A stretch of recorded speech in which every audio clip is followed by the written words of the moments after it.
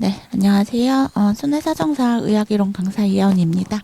자, 이번 시간부터는 3회차에 걸쳐서 모의고사 문제 풀이를 진행을 하고자 합니다. 일단은 저희는 이제 세 번의 이제 모의고사를 풀게 되면서 그냥 10문제가 출제가 의학이론은 되고 있죠. 근데 그 10문제를 한 번에 다 이렇게 상해와 질병을 묶어서 내지 않고 1회차에는 상해편만 해서 상해 쪽으로 해서 10문제, 2회차에는 질병과 관련된 10문제, 그리고 마지막 3회차에는 상해와 질병을 혼합하여서 보통 기존의 이제 기출 내역을 보면은 상해 6문제, 질병 4문제 이렇게 해서 10문제가 나왔었고요. 이제 그런 비율을 맞추어 가지고 3회차에는 상해와 질병을 혼합한 이제 문제를 출제를 해봤습니다. 그래서 그렇게 진행이 되어진다라는 것을 알고 계시면 될 것 같고요. 일단은 이제 모의고사 풀이를 먼저 들어가기 전에 여러분들께서 이제 의학이론 답안지를 어떻게 작성을 하셔야지만이 조금 더 점수를 좋게 받을 수 있는지에 대한 팁을 좀 알려드리도록 할게요. 일단 전부 다 주관식으로 이제 여러분들이 뭐 단답형 주관식이라든지 아니면 서술형 주관식으로 여러분들이 답을 이제 작성을 하시게 되는데, 일단 작성을 하실 때 보면은 우리가 문제를 잘 보면요, 문제 안에 정답이 있다라는 것을 알 수가 있습니다. 그래서 문제를 여러분들이 이제 지문이 이제 또 계속 길게 나오고, 이제 요새 이제 최근 트렌드 자체가 사례형으로 이제 어떤 이제 뭐 몇 세 뭐 어떤 성별의 누군가가 뭐 어쩌어쩌 해가지고 어쨌다 해서 뭐 이런 식으로 사례형의 서술형 그런 이제 기출 문제들이 많이 나오고 있는 추세이다 보니까 길게 지문이 나와 있는 곳에 답이 다 들어가 있다라고 생각을 하시면 될 것 같아요. 그래서 지문을 꼼꼼하게 읽으시면서 내가 봤을 때 뭔가 좀 중요한 포인트다라고 하는 부분에다가 이렇게 좀 밑줄을 긋거나 동그라미를 치거나 하면서 표시를 해두고 여러분들이 문제를 푸시면 훨씬 더 도움이 되실 거라고 생각합니다. 그래서 문제 안에 답이 다 들어있기 때문에 문제를 꼼꼼히 읽어야 한다라는 거. 그리고 두 번째로는 핵심 단어는 좀 명확하게. 그래서 보면은 이제 문제에서 어떤 것들을 이제 요구를 하죠. 뭐 진단은 뭐냐, 아니면 이 진단명은 무엇이냐, 아니면 뭐 증상은 뭐냐, 치료 방법은 무엇인지, 뭐 또는 뭐 합병증은 뭐냐, 이렇게 또 이렇게 명확한 답을 또 물어볼 때가 있어요. 그래서 그럴 경우에는 그 핵심 단어를 좀 명확하게 기술을 해 주시는 것이 좋다라는 것을 말씀드립니다. 그리고 세 번째로는 이제 그 하얀 백지를 이제 답안지로 받으시게 될 텐데, 그 답안지에 있는 여백을 충분하게 활용을 해 주시는 것이 필요하다라는 거죠. 예를 들어서 볼게요.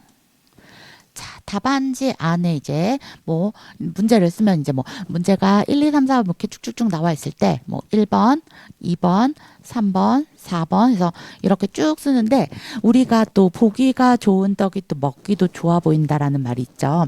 그것과 마찬가지로 답을 작성을 하실 때에도 그 공간을, 어차피 빈 백지예요. 그래서 그 빈 백지를 갖다 여러분들이 충분히 활용을 하시면서 적어주시는 것이 필요한데, 네, 여러분들이 출제위원이고 답안을 채점하는 사람이다 라고 봤을 때 뭔가 촘촘하게 빽빽하게 따다다다다 적혀 있는 것보다는 뭐 1번 문제 이렇게 해서 답 쓰고 뭐 그 다음에 또 쓰고, 그런 다음에 한두 칸 정도 여백을 두고, 그런 다음에 2번으로 넘어가서 또 적어주시고, 또 공박을 또 두고 3번으로 넘어가시고 해서 좀 더 깔끔하게 정리가 된 듯한 그러한 느낌을 이제 좀 이제 답안지에서 보여주시게 되면 채점을 하시는 분들께서도 이게 좀 보기 좋게, 기분 좋게 채점을 하실 수가 있다라는 거죠.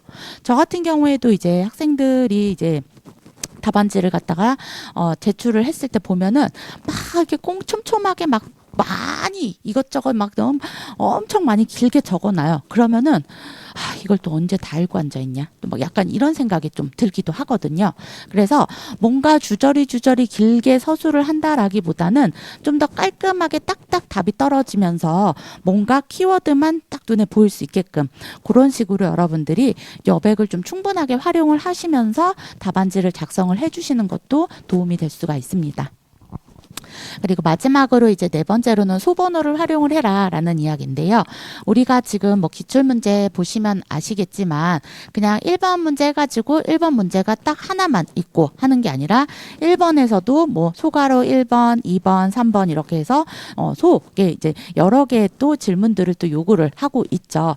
그랬을 때 소번호를 조금 더 깔끔하게 활용을 하는 거죠. 그래서 뭐 1-1번 해서 답 적어주시고 1-2번 해서 뭐 답 적어주시고 아니고 또 2-1번 답 적어주시고 이런 식으로 작성을 해주시던지 아니면은 뭐 1번에 1번, 2번, 3번 뭐 이런 식으로 그래서 소번호를 조금 그냥 뭐 1번에서 뭐 1번이 뭐 진단명은 뭐고 2번은 치료 방법은 뭐고 3번은 합병증이 뭐냐 해서 뭐 치료 방법 그다음에 뭐 합병증 뭐 치료 뭐 그다음에 뭐 이렇게 이런 식으로 그냥 소번호를 쓰지 않고 그냥 쭉쭉쭉 적어 놨을 때 보여지는 것보다는 뭐 1번의 답은 무엇이다.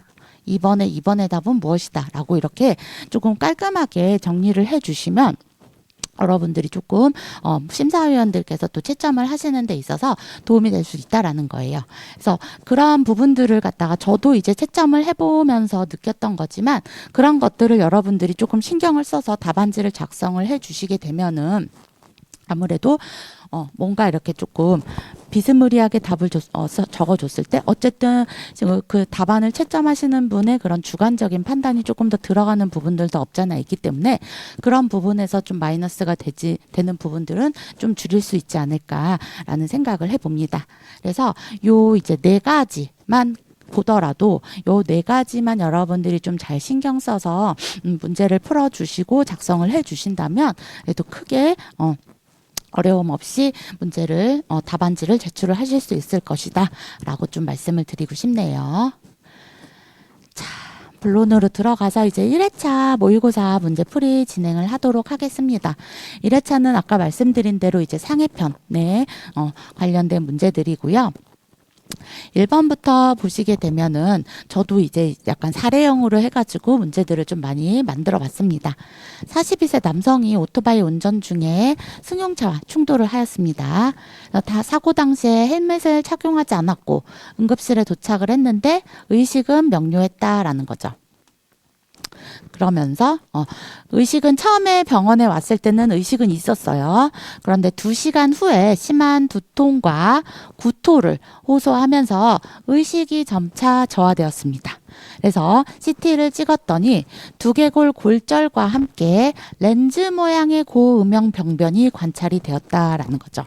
그래서 이 환자에게 가장 의심되는 진단명은 무엇이고 치료 방법과 의식 명료기의 의미를 설명을 해라라는 문제입니다.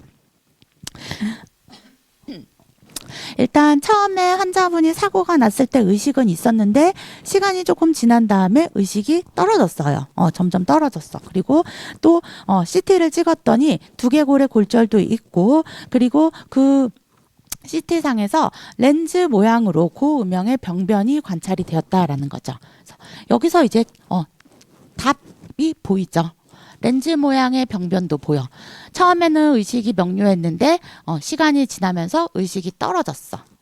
우리가 이 환자에게 의심해 볼 수 있는 진단은 경막외 혈종, 경막외 혈종 EDH에서 에피듀랄 헤마토마라고 이제 에피듀랄 헤마토마에서 EDH라고 또 임상에서는 약어를 사용을 하고요. 이제 경막회 혈종을 우리가 의심을 해 볼 수가 있습니다.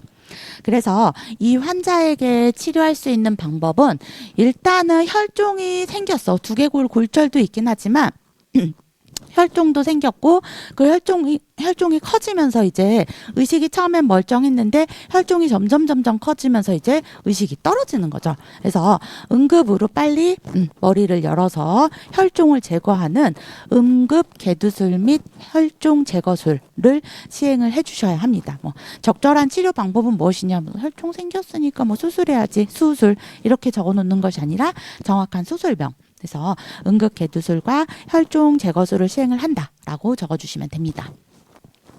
그리고 의식 명료기의 의미를 설명을 해라라고 이제 나와 있는데, 보통 이제 경막 외 혈종이라고 하는 것은 우리 이제 두개골 바로 아래쪽에 경막이 있고, 경막 아래 지주막이 있고, 지주막 아래 연막이 있습니다. 그래서 이제 두개골,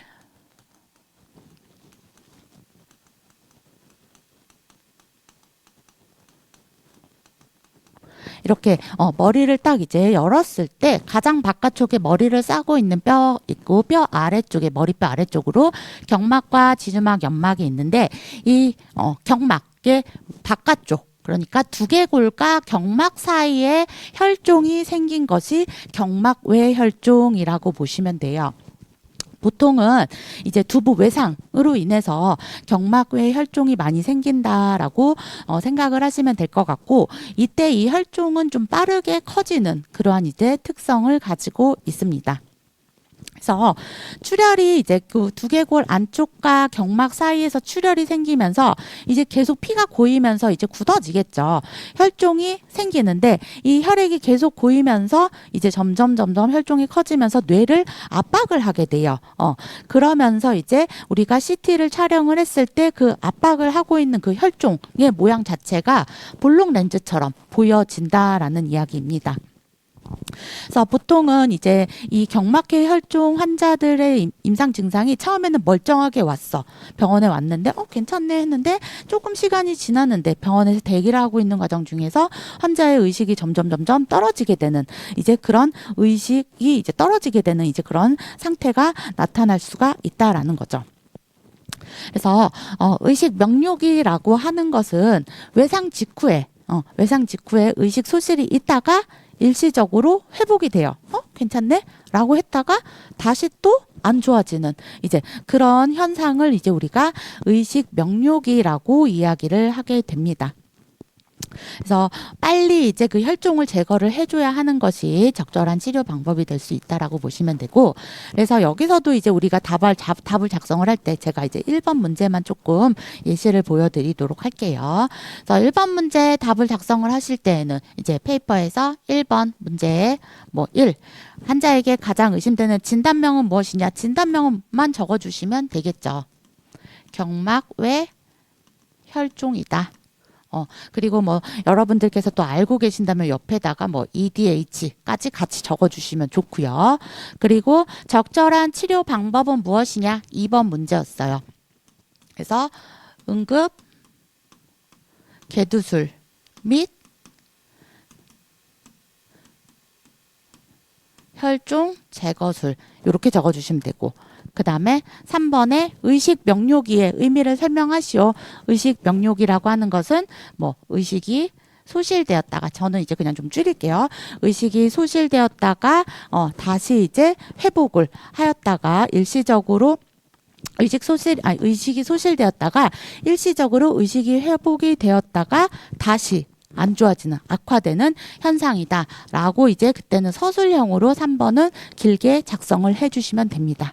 그래서 1번에 소제목 1, 2, 3번에서 답을 적어주시면 되고, 그런 다음에 이제 2번 문제의 답을 작성을 하실 때는 여기 이제 한두 칸 정도 공백을 남겨주시고 그 아래쪽에다가 이제 2번 이렇게 해서 다음 문제의 답을 작성을 해주시면 되세요. 그래서 1번 문제는 이제 경막 외 혈종에 관련된 문제였다라고 보시면 되고요. 자, 2번 문제로 넘어가도록 하겠습니다. 교통사고로 경추 손상을 입은 환자가 손상 부위 이하에서 이완성 마비와 감각 소실을 보이고, 그리고 손상 부위 이하에서 신부관 반사와 항문 반사, 구해면체 반사가 소실되었습니다. 그런데 며칠 후에 구해면체 반사가 다시 나타났어요. 소실되어졌던 구해면체 반사가 다시 나타났습니다. 이 소견이 의미하는 바를 기술을 하시오라는 문제입니다. 지금 이 상황에서는요, 경추 손상을 입은 환자가 손상을 받은 그 부위 이하에서 마비랑 감각 소실이 나타났다라는 거죠. 반사 반응, 감각 반응 이런 것들이 다 소실이 되어졌는데 며칠 있다가 그 구회면체 반사가 다시 나타났다라는 거예요. 그래서 이거는 지금 이 현재 상황 같은 경우에는 이 환자분이 경추 손상으로 인해서 척수 쇼크가 나타난 상황이다라고 우리가 알 수가 있습니다. 그래서 보통 척수 쇼크라고 하는 것은 그 손상된 부위 이하에 운동 기능이라든지 감각 기능, 뭐 자율신경계 기능, 이러한 모든 반사 기능 이런 것들이 일시적으로 소실이 되어진 그러한 상태라고 보시면 돼요. 그래서 그런 척수 쇼크 상태에서 시간이 지난 다음에 구회면체 반사가 나타났다. 구회면체 반사라고 하는 것은 이제 우리가 항문 주변을 자극을 했을 때 보통은 우리가 이제 항문 주변을 건드리면 이제 자발적으로 이제 항문 주변이 움찔움찔 하게 되는데, 이런 구회면체 반사 반응이 소실된 분들 같은 경우에는 자극을 주어도 아무런 반응을 보이지 않아요. 그런데 며칠 후에 자극을 다시 주어봤더니 반응이 나타났다.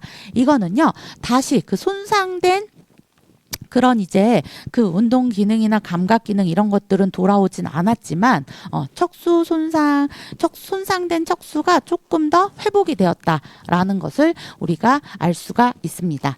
그래서 구회면체 반사가 소실이 되었다가 다시 관찰이 되었다라는 것은 척수 쇼크의 회복 또는 종료를 의미한다. 라고 적어 주시면 됩니다. 그래서 이런 운동 반응이라든지 아니면은 감각 반응이라든지 이런 기능들은 회복이 되어져 있지 않을 수도 있고, 다시 이제 이런 반응들도 돌아올 수도 있지만, 일단은 구회면체 반사 반응이 살아났다라고 하는 것은 척수 쇼크가 종료가 됐다라는 것을 의미한다라고 알고 가시면 돼요. 그래서 일단 구회면체 반사가 소실이 되어졌다가 다시 회복이 되어졌다 하더라도 운동 기능, 감각 기능이 이제 회복되지 않았다. 그러면은 척수 쇼크 회복됐다. 더 이상 해줄 거 없다. 이게 아니라 일단 계속해서 완전 척수 손상이 있는지 여부를 또 평가를 해 주시면 됩니다. 그래서 척수 쇼크에 대한 문제였고요. 자, 세 번째 문제. 60세 여성이 빙판길에서 넘어져서 손을 짚은 후에 손목 통증을 호소하고 있습니다. 방사선 검사 결과 원위 요골 골절이 확인되었습니다. 가장 흔한 골절명은 무엇이고, 골절이 치유되는 과정을 순서대로 기술하고 골절의 합병증을 적어라 라는 문제입니다. 자, 걸어가다가 넘어졌어요. 넘어져서 바닥에 손을 짚어서 손목 통증을 호소해서 병원에 가서 엑스레이 촬영을 했더니 요골의 원위부에 골절이 있다라는 거죠. 이때 넘어져서 손을 짚었어요. 손을 짚어서 손바닥이 땅에 닿으면서 골절이 생기면 이제 이걸 우리가 콜레스 골절이라고 이야기를 합니다. 보통은 이제 그 원위부의 요골 골절로 인해서 손바닥이 바닥에 닿으면서 이제 손목이 이렇게 과신전되겠죠. 그러면서 손목 모양이 이렇게 옆에서 봤을 때 좀 포크 모양처럼 생겼다라는 이제 그 포크 모양의 변형을 이제 우리가 이 콜레스 골절에서는 확인을 해 볼 수가 있습니다. 자, 참고로 이제 같이 조금 말씀드리자면 콜레스 골절의 반대, 역콜레스 골절이라는 것이 있어요. 혹은 스미스 골절이라고도 이야기를 합니다. 얘는요, 콜레스 골절은 넘어지면서 손바닥이 바닥에 닿으면서 원위부 요골 골절이 일어나는 거라면, 역콜레스 골절 같은 경우에는 얘도 마찬가지로 넘어져요. 넘어지는데 손등이 바닥으로 닿으면서 이제 골절이 발생이 되어지는 상황이다 라고 보시면 될 것 같아요.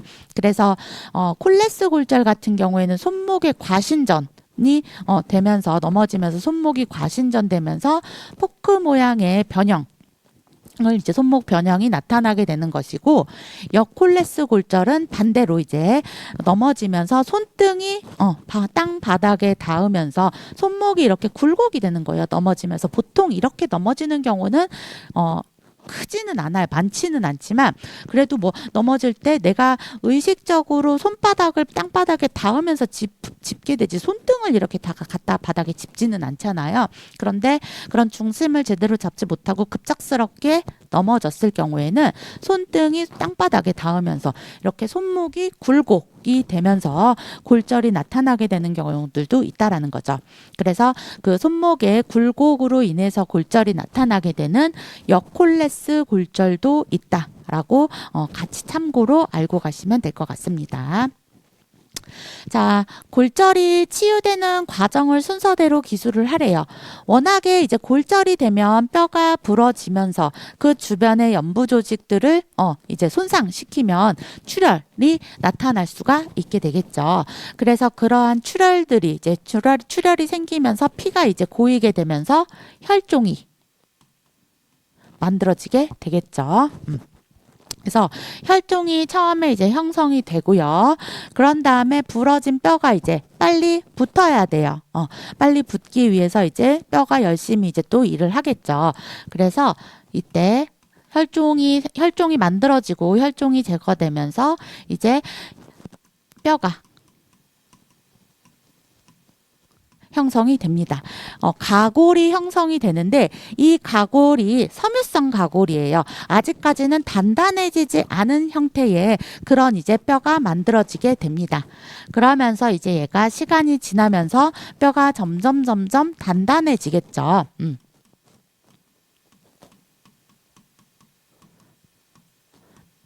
그게 이제 뼈가 단단해지는 골성 가골이 형성이 되고, 그렇게 이제 단단해진 뼈가 이제 완벽하게 붙으면서 다시 재형성이 되어진다라고 보시면 됩니다. 그래서 치유 과정을 순서대로 기술을 하시오 했을 때 저처럼 이렇게 혈종이 형성되고 섬유성 가골이 형성되고 골성 가골이 형성된 이후에 골이 재형성된다. 라고 이제 이렇게 화살표로 이렇게 기술을 해주셔도 되고, 아니면 뭐 서술형으로 혈종이 만들어진 이후에 뼈에 이제 섬유성 가골이 만들어지면서 골성 가골로 형성이 이루어지며 마지막에 이제 골이 재형성된다라고 이제 서술형으로 적어주셔도 돼요. 기술을 하라고 했기 때문에 요거는 이제 여러분들께서 편하신 방법대로 적어주시면 됩니다. 자, 골절의 합병증 3가지를 쓰세요. 골절로 인해서 나타나는 합병증은 엄청 많아요. 우리 그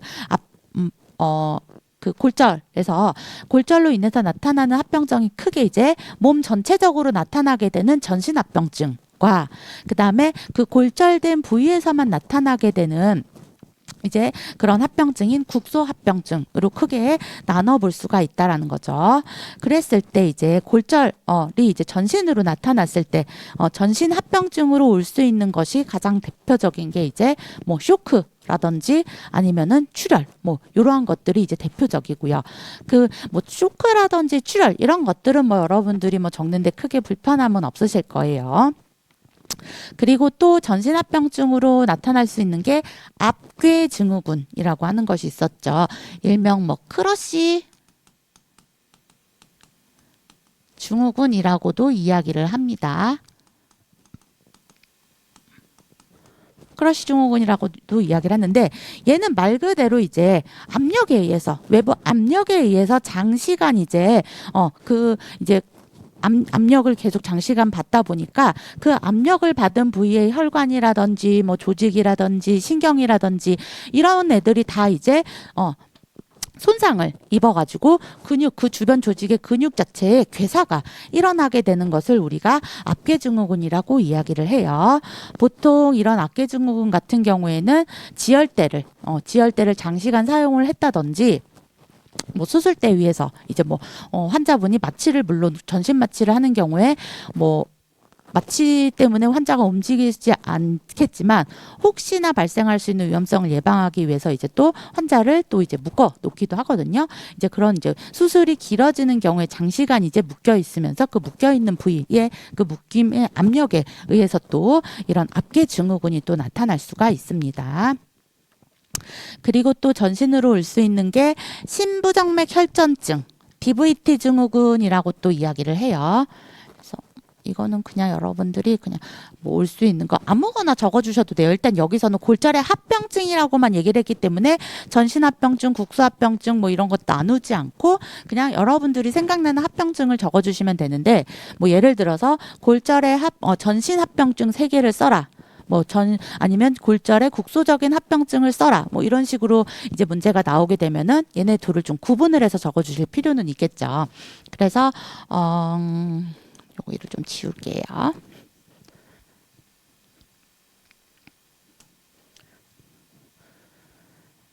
전신으로 올 수 있는 합병증 같은 경우에 아까도 얘기했다시피 출혈,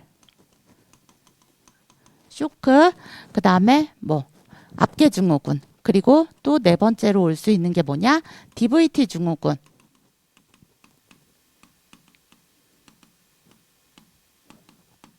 심부정맥 혈전증이라고 또 이야기를 합니다. 얘도 이제 심부정맥 혈전증 같은 경우에도 정맥의 깊은 곳까지 이제 이렇게 압박을 받음으로 인해 가지고 혈전이 생기는 것을 이제 우리가 이야기를 해요. 그래서 이 심부정맥 혈전증도 하나의 전신 합병증으로 올 수가 있게 되겠고요. 그 다음에 올 수 있는 게 가스궤저입니다. 가스궤저라고 하는 것은 일단은 어떤 이제 골절로 인해서 개방성 골절로 인해 가지고 상처가 피부 조직까지도 이제 상처가 생겼어. 창상이 생겼어요. 근데 그 부위가 깨끗하게 상처를 치유가 되지 않은 상태에서 세균이 감염된 거죠. 그러면서 그 세균이 감염이 되어 가지고 그 창상 부위의 근육 조직 이런 것들이 이제 괴사가 되면서 독소가 생성이 되는 거예요. 독소라든지 가스가 만들어지면서 악취가 나는 이제 그런 감염성 질환이라고 이제 생각을 하시면 될 것 같거든요. 그래서 이런 가스궤저 같은 경우에도 이제 골절의 전신 합병증의 하나가 될 수 있다라고 보시면 됩니다. 그리고 또 나타날 수 있는 게 뭐냐면은 지방색전증.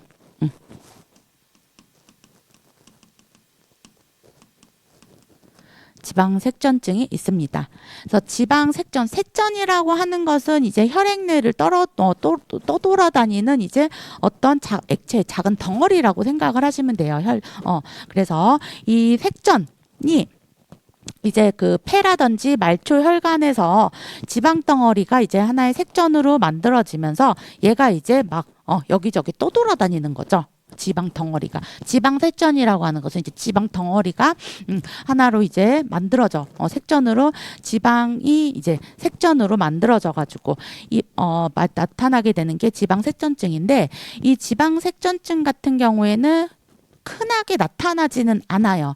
하지만 얘가 이제 임상에서는 흔하게 나타나지는 않지만 지방색전증 같은 경우에는 생명의 위협을 일으킬 정도로 상당히 위험하다라는 거죠.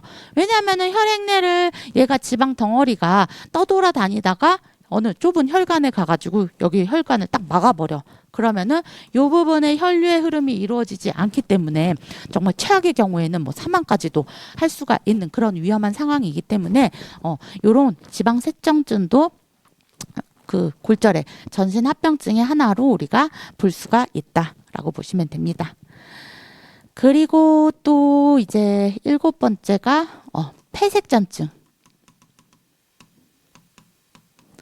폐색전증 같은 경우에는 이제 색전이 동맥을 막아서 생기는 거예요. 어떤 혈관을 지방 덩어리가 어느 혈관을 타고 돌아다니면서 혈류의 흐름을 방해를 하게 되면 지방색전증이고 폐색전증은 이 덩어리가 혈관을 타고 가다가 아예 그냥 폐동맥을 막아버려서 발생이 되어지면 우리가 폐색전증이라고 이야기를 합니다. 그 다음에 이제 나타날 수 있는 전신 합병증이 파상풍. 파상풍이 있어요. 그래서 그 상처가 있는 개방성 상처가 있는 부위에서 그 파상풍균이 이제 나타나게 생기고 이제 그 파상풍균이 발생하는 내보내는 이제 여러 가지 이제 그 균에 의해서 파상풍균에 의해서 이제 신경이 세포가 어떤 신경세포의 독소, 그 신경 독소가 신경세포를 자극을 시키는 거죠. 그러면서 이제 뭐 근육 수축을 일으키게 되는 이제 그런 질환을 이제 우리가 파상풍이라고 하는데 개방성 상처, 그 개방성 골절에서 이제 또 파상풍이 또 전신합병증으로 나타날 수가 있습니다. 그리고 또 나타날 수 있는 게 석고증후군. 석고증후군이라고 하는 것은 말 그대로 이제 고정을 환자 이제 골절이 되어졌을 때 석고로 고정을 하게 되겠죠. 그랬을 때 이제 이 석고 고정을 장기간 하는 경우에 혈관이 압박되면서 이제 여러 가지 뭐 전신 증상들이 나타나게 되는 것을 이야기하는데 이런 경우는 뭐 치명적이지는 않지만 뭐 이런 이제 그 석고 고정을 오랜 기간 동안 하면서 뭐 구토가 나타난다든지 뭐 여러 가지 뭐 이상 증상들이 나타난다 했을 때는 그냥 석고 고정을 제거를 하면 되는 거기 때문에 그렇게 치명적이진 않지만 이런 것도 이제 골절의 합병증으로 우리가 석고 증후군도 볼 수가 있다라고 보시면 돼요. 그래서 골절의 합병증 전신으로 올 수 있는 것들 9가지에 대해서 말씀을 드렸고요. 그 다음에 이제 두 번째로는 국소적으로 나타날 수 있는 합병증을 또 보도록 하겠습니다. 일단 국소적으로는 골절된 부위가 그 골절된 부위의 연부 조직이 손상이 될 수가 있겠죠. 그 골절 부위에 그래서 뭐 신경이라든지 혈관이라든지 근육이라든지 뭐 건이라든지 이런 부분들이 이제 손상을 받을 수가 있다. 그리고 뭐 좀 더 심하게 이제 골절이 이루어졌을 때 그 장기 그 골절 부위에 장기가 있다라고 했을 때에는 장기 손상도 나타날 수가 있습니다. 그리고 여기는 이제 좀 지울게요. 세 번째로 또 이제 나타날 수 있는 것 중에 하나가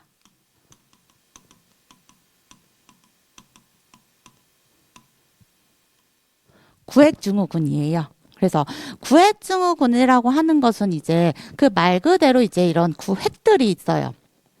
이제 뭐 요런 식으로 이제 요런 이제 그런 구획이 나눠져 있는데 그 나눠진 구획들이 이제 외부에서 압력이 가해지면서 얘가 이제 쭉 뭐 이렇게 옆으로 퍼져나가지 못하고 계속 이제 압력을 받게 되면 이 구획 내에 있는 구획 내 압력이 올라가게 되겠죠.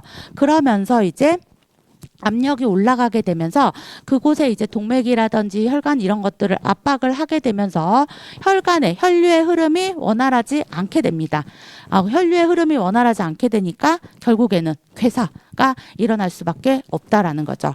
그래서 이런 구획증후군도 또 나타날 수가 있다라고 보시면 돼요. 그래서 구획증후군 같은 경우에는 이렇게 국소합병증의 하나로 또 나올 수도 있고 아니면은 뭐 구획증후군이 뭐냐 그리고 구획증후군의 5가지 증상을 써라 뭐 이런 문제들도 또 나오게 돼요. 그래서 구획증후군이 좀 어떤 거다라는 건 여러분들이 조금 더 정리를 해서 기억을 해주시면 좋을 것 같아요. 구획증후군 같은 경우에는 5가지 증상 보통 이제 우리가 OP라고 이야기를 합니다. 5가지 이제 증상이 있는데 그 영어로 이제 그 증상들 5가지 영어가 딱 영어의 첫 시작 글자가 P로 시작을 해요. 그래서 OP라고 이야기를 하는데 첫 번째가 이제 통증, pain, 통증이 있고요. 그 다음에 두 번째가 이제 파라소세지아에서 감각 이상. 그리고 세 번째가 팔랄라이시스 해서 마비. 그리고 펄스리스니스에서 맥박 소실 혹은 무맥박. 그리고 마지막이 이제 페일, 창백하다. 그래서 창백한 해서 페일이라고 해서 우리 이 5가지 증상이 있습니다. 그래서 이 5가지 증상 뭐 OP라고 했을 때 뭐 페인, 뭐 파랄라이시스 뭐 어쩌고저쩌고 이렇게 써도 되지만 아니면은 그냥 모르겠다 그랬을 때는 뭐 통증, 뭐 무맥 혹은 맥박 소실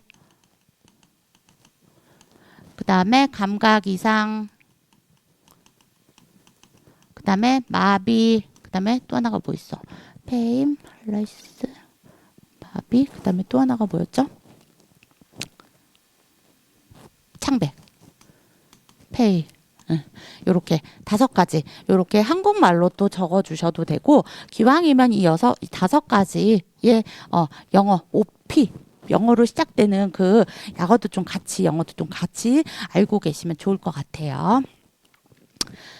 그 다음에 또 나타날 수 있는 합병증들이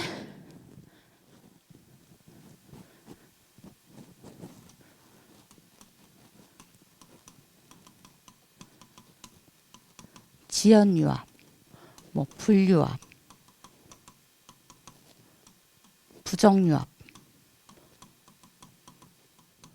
이런 것들이 있습니다. 그래서 유합이라고 하는 것은 이제 뼈가 붙는 것을 이야기하는데, 지연 유합이라고 하는 것은 지연 딜레이 되는 거, 말 그대로 뼈가 붙기는 붙어요. 그런데 어떤 이제 그 골 유합이 필요한 치료 기간이 지났음에도 불구하고 골절이 이제 치유가 되는 기간이 조금 더 늘어나게 되는 그러한 이제 상태를 이제 지연 유합이라고 합니다. 결국에 붙기는 하지만 우리가 예상했던 그 치료 시간보다 더 시간이 지난 이후에 이제 골유합이 되는 상태라고 보시면 되고요.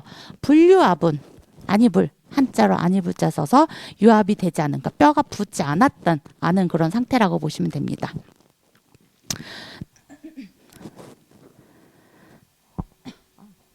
죄송해요. 그리고 부정유합은 이제 뼈가 잘못 붙은 것을 이야기하는 거고요. 그리고 또 나타날 수 있는 게 뼈의 변형이 나타날 수가 있어요. 그래서 그 뼈가 이제 어느 정도 뼈가 잘 이제 그 골절이 되어졌을 때 이렇게 골절된 부위가 뼈가 이렇게 잘 붙어야 되는데, 얘가 이렇게 이제 각 형성이 이루어졌거나 아니면은 이제 회전 변형 등이 되어진 상태로, 그 상태로 이제 뼈가 이제 붙어버리게 되면 그러한 것들은 이제 우리가 뼈의 변형이다. 이것도 이제 그 국소적인 합병증의 하나라고 우리가 볼 수가 있습니다. 그리고 또 나타날 수 있는 게 이제 관절 강직.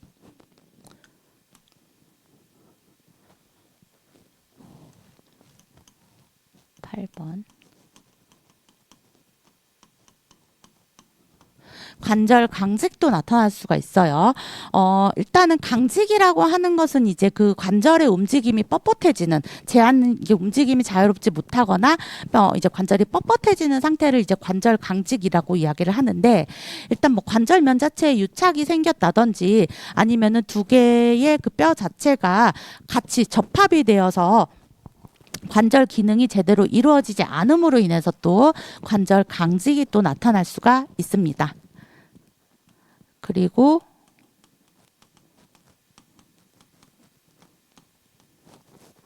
마지막으로 이제 외상후 관절염이 나타날 수가 있어요.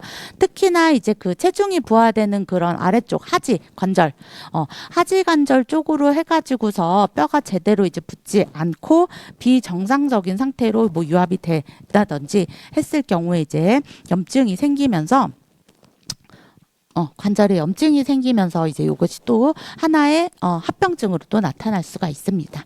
그래서 국소적으로 나타날 수 있는 합병증들은 이러한 것들이 있다라는 거. 그래서 골절로 인해서 나타나는 합병증, 전신적으로 올 수 있는 합병증과 국소적으로 올 수 있는 합병증, 요거는 여러분들이 좀 구분을 해서 기억을 좀 해주시면 좋을 것 같습니다.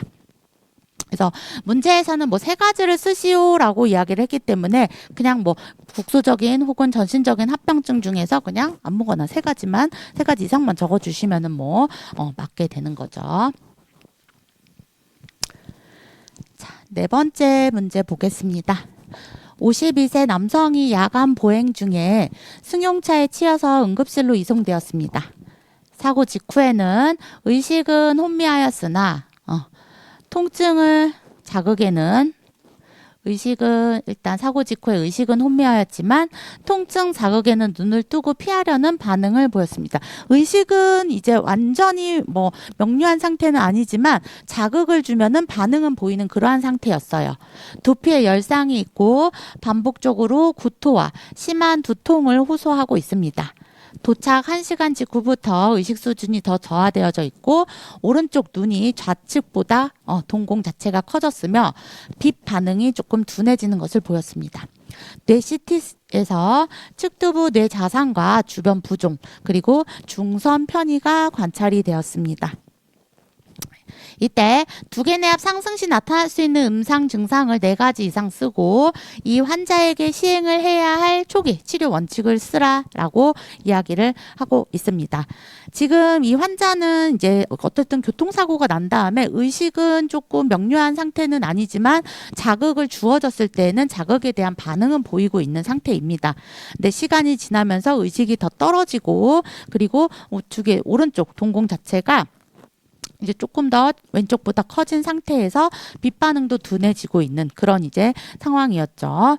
우리가 이 환자 같은 경우에는 뇌에 이제 어쨌든 그 두피 열상도 있는 상황이고 CT상에서도 좌상, 뇌 좌상이 있고 주변에 부종이 있고 중선 편의라고 하는 것은 어떤 뇌 한쪽에 발생한 출혈이라든지 뭐 부종이라든지 이런 것들이 뇌를 갖다가 뇌 조직을 자꾸 밀어내는 거죠. 이렇게 자꾸 얘네들이 뭔가 뭐 혈종 덩어리라든지 아니면은 부으면서 뇌 조직을 자꾸 한쪽으로 밀어내면서 우리는 뇌가 좌우로 각각 나눠져 있잖아요. 근데 좌우를 나누는 그 가상의 선을 갖다가 한쪽으로 자꾸 밀어내는 거죠. 그런 것을 이제 우리가 중선 편의라고 하는데 어쨌든 지금 뇌 자상도 있고 부종도 있고 중선 편의 제가 봤을 때는 이 부종으로 인해 가지고 뇌 한쪽이 자꾸 한쪽이 부으면서 밀어내고 반대쪽 편으로 이제 자꾸 그 중심선을 밀어내고 있는 것 같아요. 그래서 이때 이제 어찌됐건 간에 부종이라든지 혈종이라든지 이런 것들이 있으면 계속 얘네들이 커지게 되면은 공간이 좁아지게 되고 두개강 내의 압력이 상승할 수밖에 없게 되겠죠. 그래서 두개 내의 압력이 상승했을 때 나타날 수 있는 임상 증상을 4가지 이상 써라라는 거. 일단은 두개강 내압이 상승하게 되면 구토, 두통, 의식 저하, 동공 이상 뭐 경련 뭐 이러한 것들이 다 나타나게 됩니다. 답들이 다 지문에 나와 있어요. 구토, 두통, 의식 수준 저하, 그쵸? 이런 것들 그리고 또 동공 자체가 커졌잖아, 그쵸? 그래서 동공이 이상이 생기고 그리고 또 이제 경련도 나타나게 되고 맥박도 약해지면서 이런 여러 가지 반응들이 나타날 수가 있다라는 거죠. 그래서 4가지 이상 쓰시오 하는 것은 여기 지문에 나와 있는 것들 이런 증상들을 적어주시면 됩니다. 그래서 이 환자에게 초기에 치료해야 되는 치료 원칙을 써라라고 했는데 일단은 이 환자 지금 2개 내압이 상승이 되어져 있기 때문에 이 압력을 낮춰주는 것이 필요하겠죠. 그래서 이제 뭐 그 부종으로 인해 가지고 뭐 두개강 내에 압력이 상승했다라고 했을 경우에는 일단은 산소도 충분히 공급을 해 주시고 그리고 난 다음에 이제 아래쪽 머리 쪽으로 이제 혈류가 더 빨리 흐르는 것을 좀 막아줘서 머리 쪽을 조금 올려주셔야 됩니다.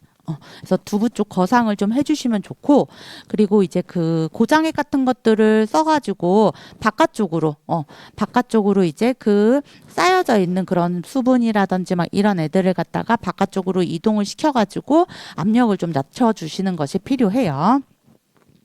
그리고 또 이제 좌상도 입었고 뭐 부종도 있고 근데 혈종이 혹시라도 있다라고 했을 경우에는 일단은 혈종 제거술까지도 고려를 해볼 수가 있습니다. 그래서 그러한 내용들을 적어주시면 되는 문제입니다.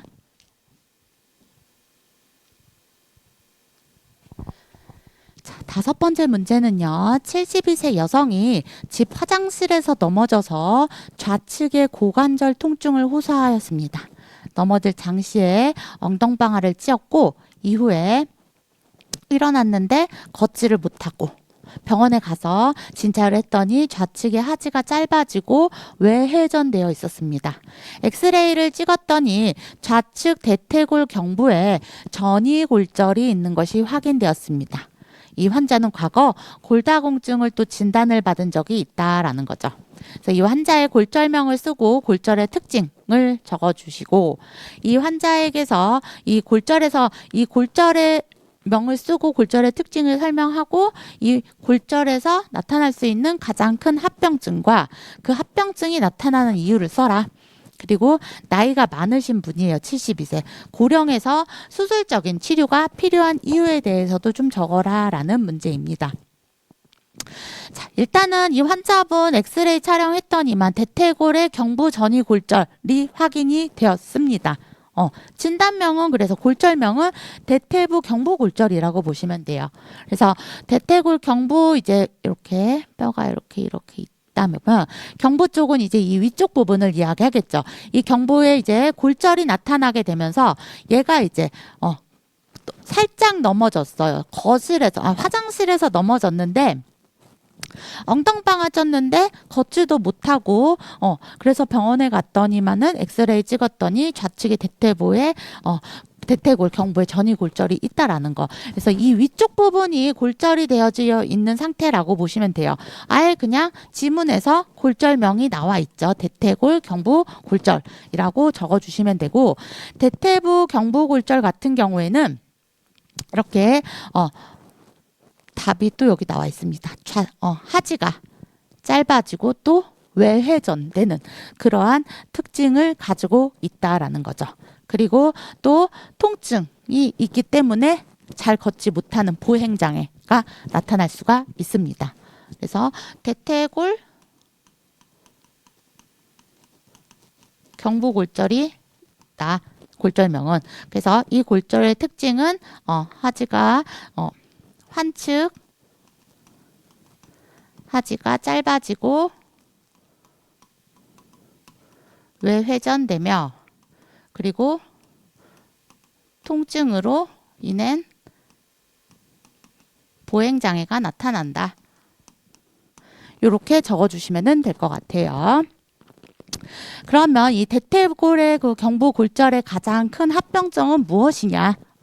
얘는요, 대퇴골 경부골절은 가장 큰 합병증이 무혈성 괴사입니다. 대퇴골두 무혈성 괴사.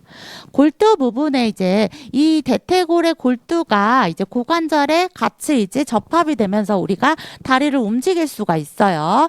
그런데 경부 쪽이 골절이 되어지게 되면은 혈류의 흐름이 차단이 돼 버려요.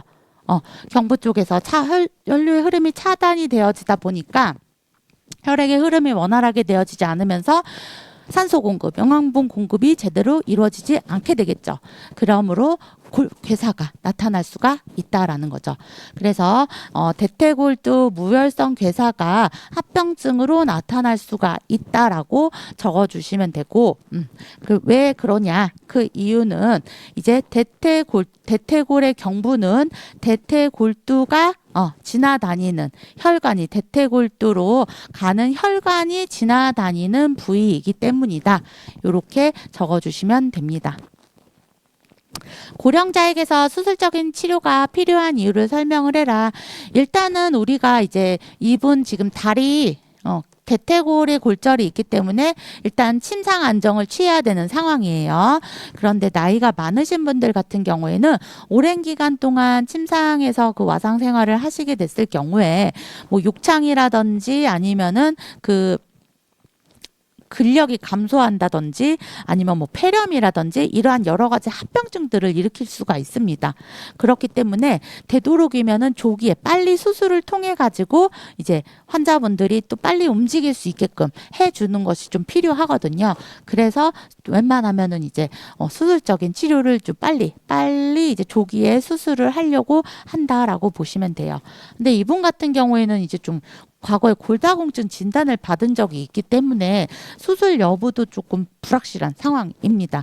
이 환자분이 또 이제 어떤 이제 골절로 인해서 이제 이 환자분에게 뭐 나사를 막는다든지 핀을 삽입한다든지라고 했을 때 뼈 자체가 이제 단단한 상황이 아니다 보니까 이런 골다공증이 심하신 분들은 수술이 좀 불가능한 경우들도 있기는 하지만 이런 진단을 받지 않은 상황에서의 고령자라고 한다면은 되도록이면은 이런 골절이 있을 때는 빨리 수술을 통해서 조기 보행이 이루어질 수 있게끔 해주시는 것이 필요합니다.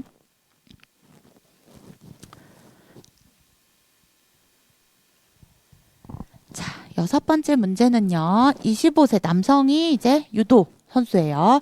유도 시합 중에 상대 선수의 기술에 걸려서 넘어지면서 팔이 외전되고 외회전된 상태로 매트 바닥에 강하게 부딪혔습니다. 그러면서 어깨 부위에서 뚝 하는 느낌과 함께 극심한 통증이 발생해서 움직일 수가 없었습니다. 병원으로 이제 갔죠. 그랬더니 정상적인 어깨의 둥근 외곽 라인이 사라지고 여기 이제 요 부분이 사라지고 편편해진 삼각근 부위의 평탄화 소견을 보였으며 탈구된 대퇴두부가 앞쪽으로 빠져나와서 오구돌기 하부에서 촉지되었습니다. 엑스레이를 통해서 견관절 전방 탈구가 확진이 되었습니다. 어깨관절이 앞쪽으로 빠졌다라는 거죠. 그래서 정복수를 시행하기 전에 의사가 남성의 어깨 외측 피부를 바늘로 찔렀더니 감각은 무뎌져 있었고 삼각근의 수축력이 약화된 신경학적 이상 소견이 관찰되었습니다. 그래서 MRI를 찍었더니만 비구순 전하방 파열, 일명 방카르트 병변과 대퇴골두 후 외측의 함몰골절, 힐삭스 병변이 동시에 나타나는 것을 볼 수가 있었습니다. 좀 지문이 길어가지고 제가 뒤로 넘깁니다. 문제는요. 견관절 전방 탈구 시 환자에게 나타나는 신경학적인 결손을 유발한 원인 신경의 명칭을 쓰고 방카르트 병변과 힐삭스 병변의 의학적 정의와 발색 원인을 쓰고 이 탈구가 젊은 연령층에서 발생을 했을 때 장기적으로 빈번하게 이행되는 만성 합병증의 명칭과 사유를 써라라는 이야기입니다. 자, 일단 1번에 보시게 되면은 이런 이제 그 감각 저하라든지 삼각근의 위압과 같은 이제 감각 저하, 그다음에 근력 저하 이런 것들을 유발한 원인 신경은요. 어깨 쪽에는 어떤 신경이 있느냐? 애과신경. 이렇게 상완신경이 이렇게 퍼져 나가면서 애과신경 그리고 팔 쪽으로 내려가면서 정중신경, 요골신경, 척골신경 이렇게 좀 이제 계속 신경들이 세분화되어지게 되죠.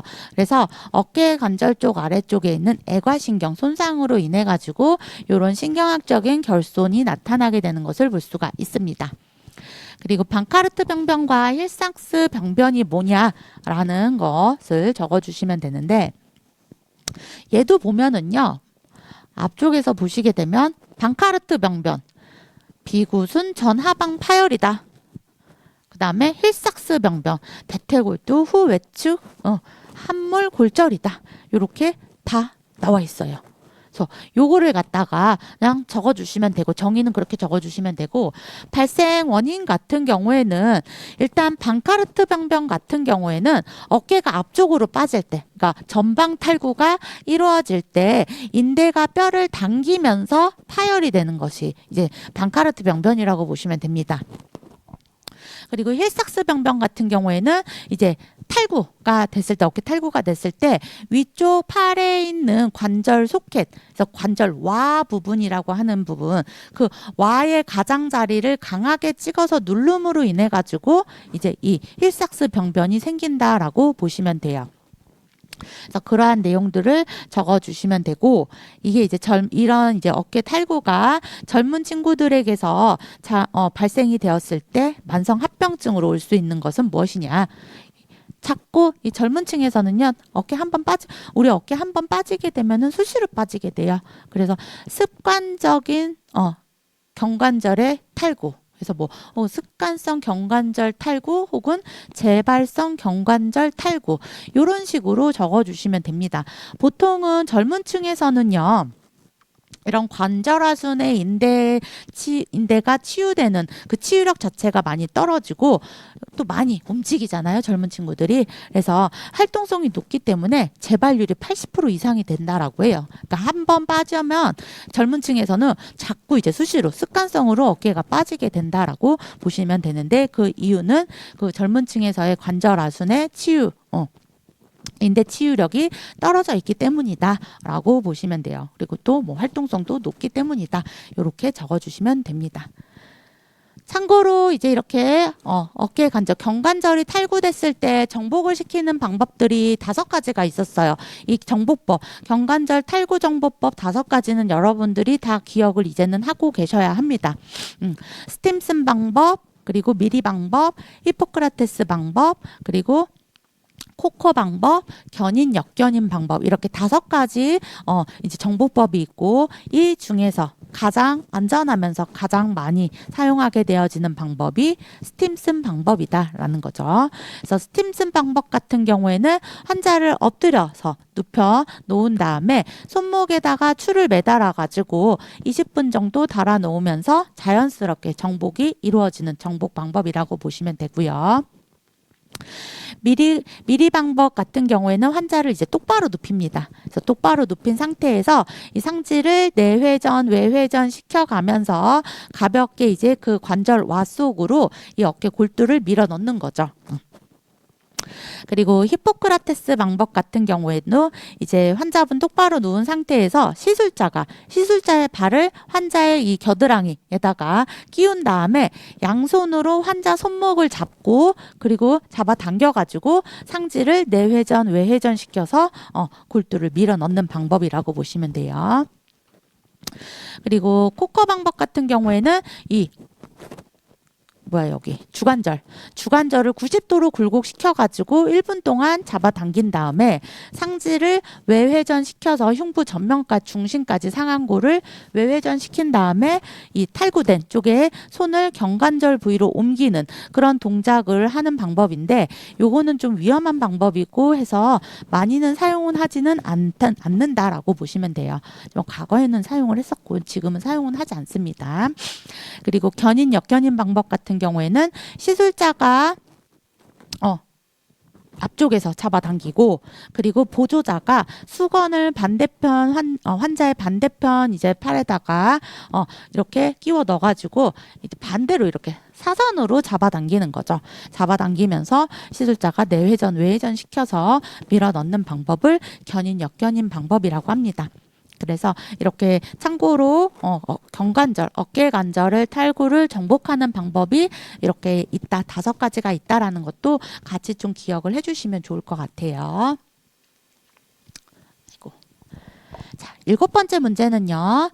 49세 남성이 교통사고로 우측의 경골 개방성 골절을 입고 금속판 고정술을 받았습니다.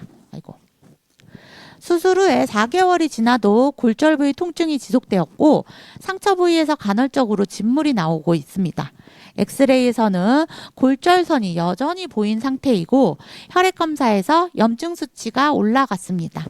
의사는 감염성 불유합 가능성을 설명하였습니다. 그래서 이 환자에게 의심되는 합병증을 3개 이상 쓰고 지연유압, 분류압, 부정유압의 정의를 설명하라. 그리고 치료 원칙을 설명을 해라 라는 문제입니다.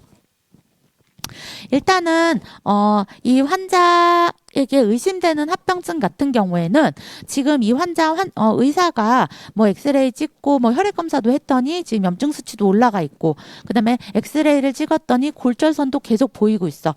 치료 기간이 지났는데도 아직 다 유압이 안 돼 있는 그러한 상태죠. 그래서 근데 붓지 않았다. 근데 염증으로 인해 가지고 뼈가 붓지 않았을 가능성이 높다라고 의사가 설명을 했다라는 거죠. 그래서 이런 경우에 이제 나타날 수 있는 합병증은 뭐 여러 가지가 있을 수가 있겠죠. 잠깐만. 여러 가지가 있을 수가 있는데 이제 그 골절로 인해서 나타나는 합병증 등 그런 것들 적어주시면 되고, 지연유압, 분류압, 부정유압 앞에서 우리 골절로 인한 합병증, 국소 합병증에 지연유압, 분류압, 부정유압 다 들어가 있었습니다.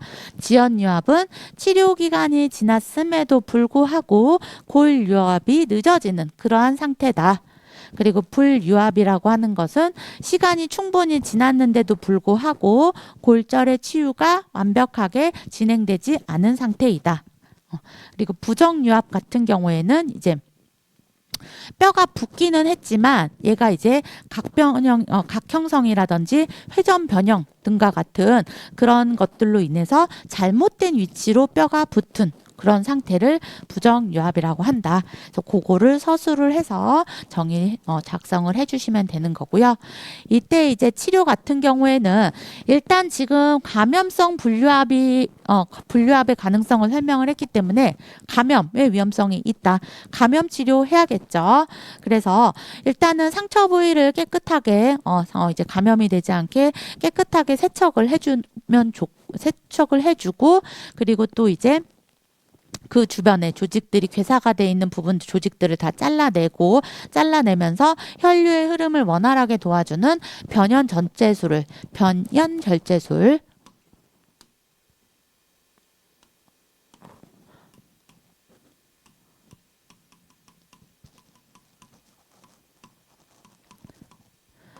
변연절제술을 시행을 한다든지 아니면은 이제 염증 수치가 상승하에 있는 상태이기 때문에 항생제 치료도 필요합니다. 그리고 지금 금속판 고정술을 받은 상태인데 지금 뼈가 제대로 지금 붙지 않은 상태이기 때문에 이 금속판을 제거를 해버리거나 아니면은 교체를 해주는 것도 이제 치료 방법 중에 하나가 될 수가 있다라는 거죠. 그래서 이러한 것들을 치료 원칙에다가 적어주시면 되는 문제입니다.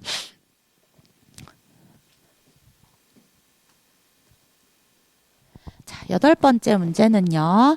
골절이나 압착 손상 후에 사지의 근막으로 둘러싸인 폐쇄된 공간 내의 압력이 높아져 조직의 혈류가 차단되는 응급 상황인 구획 증후군에 대한 질문에 답하시오입니다. 아까 제가 앞에서 말씀드렸다시피 국소 합병증이든 전신 합병증이든 그게 이제 하나의 질환 합병증의 또 문제로 이렇게 나올 수가 있어요. 그래서 OP를 써라. 그리고 이 증상이 의심될 때 시행하는 응급수술 명칭과 목적을 써라. 아까 OP 5가지 말씀드렸죠. 페인, 통증, 그리고 페일, 창백, 그리고 펄스리스니스가 펄스가 맥박이에요. 그래서 펄스리스 맥박이 없다. 근데 NESS 붙어가지고 명사형으로 해서 무맥 아니면은 맥박 감소 이런 정도로 보시면 될 것 같아요. 그리고 파라스세지아에서 이상 감각 이상 그리고 파랄라이시스 마비 이렇게 5가지 증상 OP를 써주시면 됩니다. 제가 스펠링까지 안 적어드려도 되겠죠? 혹시 모르니까 요거는 이제 제가 정답지 또 이제 같이 공유를 해드렸으니까 거기서 이제 보시면서 이제 영어도 같이 좀 기억을 해주시면 좋을 것 같고요. 이 증상이 의심될 때 시행하는 응급수술. 일단은 압력이 이제 높아져 있는 상태이기 때문에 압력을 낮춰주는 것이 필요하겠죠. 그래서 이때 이제 시행을 하게 되는 수술이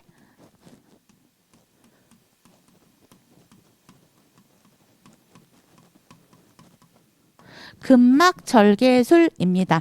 근육의 막이 이제 외부 압력에 의해서 이제 근육 안쪽에 압력이 높아져 있으니까 근막을 절제를 해서 압력을 낮춰주는 거죠.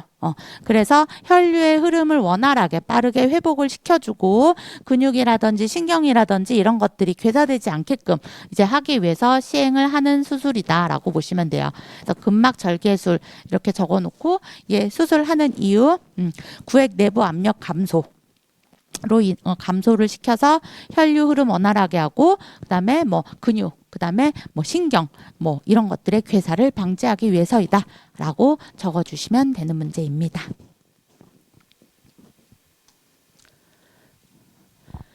자, 9번째는 족부를 구성하는 뼈가 이제 발목과 관련된 뼈 족근골, 중족골 그리고 족지골로 구분이 됩니다. 발목을 형성하는 족근골 7개 뼈를 쓰고 3개의 설상골과 입방골 5개의 중족골이 만나서 이루는 관절을 무엇이라고 하는지, 그리고 우리 몸에서 가장 크고 강한 힘줄로 비복근, 가자미근의 건이 모여서 공통건을 이루며 종골 후면에 붙어있는 건의 이름과 이 건이 손상 시의 진단 방법을 3가지 이상 기술하고 가장 정확한 방법을 써라 라는 문제입니다. 자, 발목을 형성하는 뼈를 족근골이라고 이야기를 합니다. 족근골은요, 앞머리 따기를 해서 여러분들이 외워주시는 것이 도움이 돼요. 첫 번째가 종골, 두 번째가 거골, 세 번째가 주상골, 네 번째가 입방골, 그 다음에 5번째가 설상골. 근데 설상골 같은 경우에는 내측, 중간, 외측 설상골 3개로 구성이 되어져 있어요. 그래서 종거, 주, 입, 설 이렇게 5개 종거, 주, 입, 설 해서 앞머리 따기로 외워서 설상골은 내측 설상골, 중간 설상골, 외측 설상골 이렇게 해서 총 7개의 뼈가 있다 라고 적어주시면 되는 거고요. 그 다음에 설상골과 입방골, 중족골이 만나서 이루는 관절을 뭐라고 하느냐? 리스프랑 관절이라고 이야기를 합니다.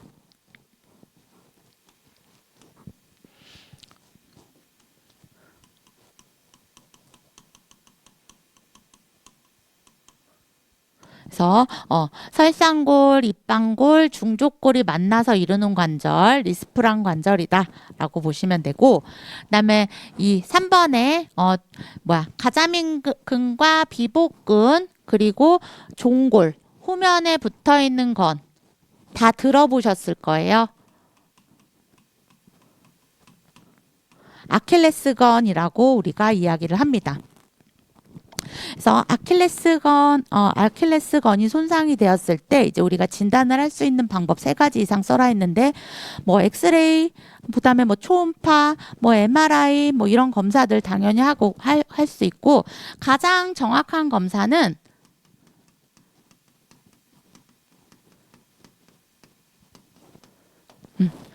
톰슨 압착, 그러니까 가장 정확한 방법이 아니라 가장 정확한 방법은 이제 MRI가 되겠죠. 이건 이제 기계의 힘을 벌린 거기 때문에 가장 정확한 진단 방법은 이제 MRI가 되겠고, 아킬레스건의 이제 그 이학적인 검사 안에 이제 손상이 됐는지 안 됐는지를 알아보는 가장 이제 첫 번째 검사가 톰슨 압착 검사예요. 그래서 환자분의 그 종아리 안쪽에 위치하고 있는 저기 어디니? 뒤쪽 그 종아리 부분 있죠? 그 종아리 부분을 갖다가 이제 이렇게 딱 발목이 침대 밖으로 나오게, 그래서 침대 바깥쪽으로 발목만 나오게 엎드려서 환자분을 누운 다음에 비복근이라든지 그 다음에 가자미근 얘네들을 갖다가 잡고 쭉 잡아 짜냅니다. 그러면은 정상인들 같은 경우에는 발목이 족저 굴곡이 이루어져요. 족저 굴곡이 나타나게 되는데, 이 아킬레스건이 손상이 되어지는 경우에는 이렇게 그 종아리의 가자미근과 비복근을 갖다가 이렇게 쥐어짜도 반응을 보이지를 않는다라고 보시면 돼요. 그걸로 이제 알아보는 검사가 톰슨 압착 검사이고, 얘도 이제 진단을 하기 위한 하나의 이학적인 검사 방법 중에 하나가 되고, 뭐 엑스레이라든지 아니면은 뭐 초음파라든지 이런 것들 다 검사 방법이에요. 그리고 MRI까지 있고, 가장 정확한 진단 방법은 MRI다라고 보시면 됩니다. 그래서 이렇게 족부 쪽에 관련된 문제 풀어봤고요. 자, 마지막 문제는 67세 남성이 전방주시 태반 차량에 의해서 후방에서 들이받치는 추돌 사고를 당해서 목이 뒤로 강하게 젖혔다가 앞으로 꺾이는 과신전 손상을 입었습니다.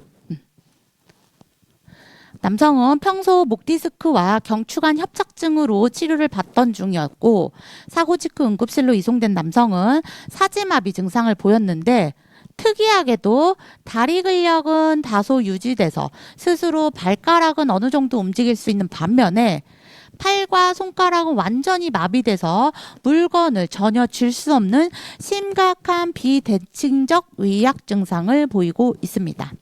또한 항문주의 감각과 간략근 기능은 어느 정도 이제 보존이 되어져 있었고, 경추 MRI 검사 결과 두개골 골절이나 경추 탈구 소견은 없었지만 척수 중앙부의 회백질 부위에 고음영의 부종과 미세 출혈 소견이 확인되었습니다.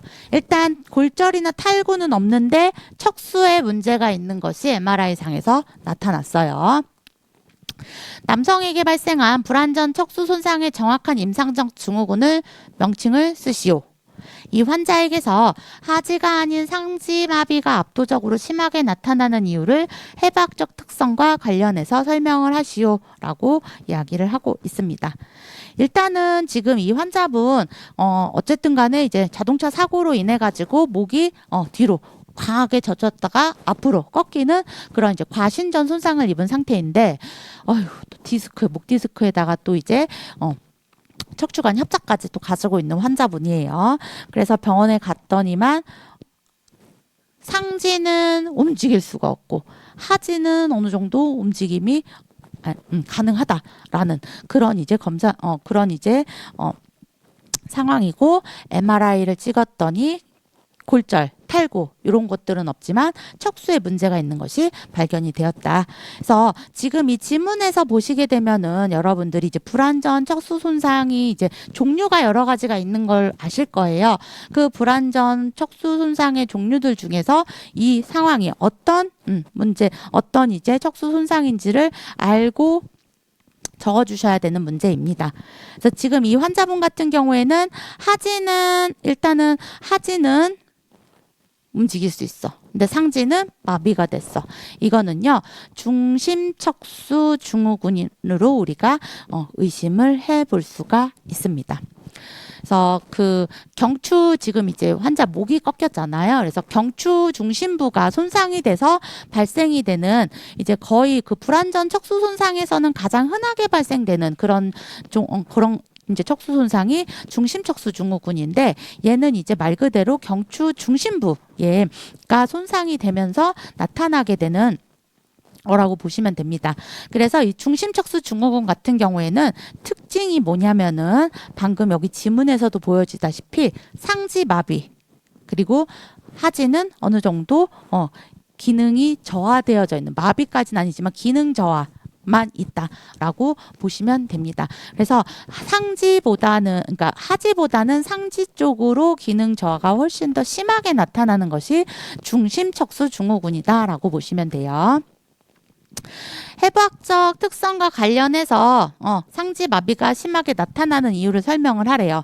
왜냐하면은 일단은 그 척수가 왔다 갔다 하는 이동 경로의 배열상 상지 쪽의 신경 섬유가 하지 쪽의 신경 섬유보다 안쪽에 있어요.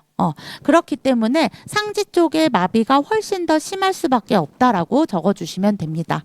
그래서 여러분들이 아직까지는 지금 이 불완전 척수 손상의 척수 손상과 관련돼 가지고 문제가 나오지는 않았는데 한 번쯤은 나올 법 하거든요. 이 척수 손상 같은 경우에도. 그래서 여러분들이 조금 이제 척수 손상의 종류들을 조금 기억을 하고 계셔야 한다라는 거죠. 그래서 지금 방금 말씀드렸다시피 중심척수 증후군이라고 하는 것은 상지 쪽이 하지 쪽보다 훨씬 더 기능 저하가 심한 경우이다라고 보시면 되고, 그 다음에 브라운 세카르 증후군, 브라운 스퀘어 증후군 이렇게 이야기를 하는데, 이 브라운 스퀘어 증후군 같은 경우에는 척수 한쪽만 손상이 되어져 있어요. 그래서 손상된 쪽의 운동 기능은 마비되고 반대쪽 통증과 온도 감각도 마비됩니다. 그래서 그러니까 브라운 스퀘어 증후군은 손상된 쪽의 운동 마비, 그리고 반대쪽의 감각이라든지 온도나 통증, 감각이 소실이 된다라고 기억하시고요. 그리고 전방척수 증후군이라고 하는 것이 있는데, 전방척수 증후군은 척수 앞쪽이 손상이 되어지는 거긴 하지만 얘는 운동 기능하고 통증 감각 기능은 사라지게 됩니다. 하지만 이 뒤쪽에 있는 위치 감각 기능이라든지 진동 감각 기능은 살아있게 된다. 이렇게 이해하시면 돼요. 그리고 전방 척수 증후군과 반대로 이제 후방 척수 증후군이 있는데 이 후방 척수 증후군 같은 경우에는 발생 빈도는 그렇게 흔하지는 않습니다. 하지만 얘는 이제 그 전방 척수 증후군하고 반대로 생각을 하시면 돼요. 운동 기능은 유지가 되고 그리고 감각 위치 감각은 소실이 된다라고 보시면 될 것 같아요. 그래서 이 불완전 척수 손상의 분류를 갖다 이 네 가지를 갖다 여기에 더불어서 이제 마미 증후군까지도 우리가 불완전 척수 손상 증후군의 하나로 또 같이 보기도 하거든요. 그래서 마미 증후군까지 여러분들이 한 번 더 정리를 해서 조금 기억을 하고 계시면 좋을 것 같습니다. 그래서 골절과 관련된 그러니까 상해 쪽과 관련된 1회차 모의고사 문제풀이를 여기까지 하도록 하겠습니다. 일단은 여러분들이 질병과 상해 이 두 가지를 갖다가 공부를 하시면서 너무 많다. 어떤 걸 먼저 해야 될지 모르겠다. 갈팡질팡 하시고 우왕좌왕 하실 수도 있어요. 또 이제 시간이 또 얼마 남지 않은 것 같은 이제 촉박감 때문에 그런 경우라고 한다면 일단은 상해 쪽을 좀 더 완전 정복을 하시는데 포커스를 맞추셔가지고 공부를 좀 하시는 게 더 나을 것 같다라는 생각이 들고요. 그리고 일단 이 상해 쪽에서는 기본적으로 여러분들께서 뭘 알고 있어야 되느냐? 뼈의 구조에 대해서, 그러니까 어디에 어떤 뼈가 있는지 이러한 것들을 기본적으로 여러분들이 다 알고 계셔야 한다라는 거, 요거를 좀 기억을 하고 계셨으면 좋겠습니다. 자, 그래서 이렇게 상해 문제 풀어봤고요. 1회차 모의고사는 여기까지 진행을 하도록 하겠습니다. 자, 고생하셨습니다.